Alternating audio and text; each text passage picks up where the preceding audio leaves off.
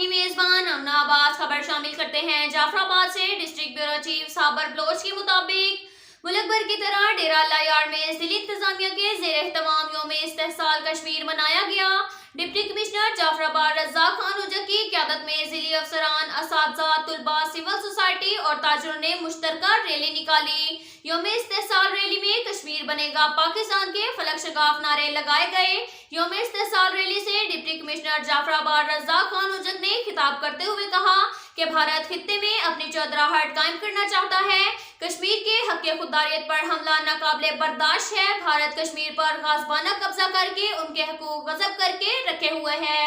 अक़वाम मुत्तहिदा notice ले। उनका कहना था यौम इस्तेहसाल कश्मीर मनाकर पाकिस्तानी कौम ने दुनिया को वाज़ेह पैगाम दिया कि पाकिस्तान कश्मीर के साथ है। अब तक के लिए इतना ही काफ़ी है। मिलते हैं अगले बुलेटिन में, हमारे साथ रहिएगा। अल्लाह हाफ़िज़।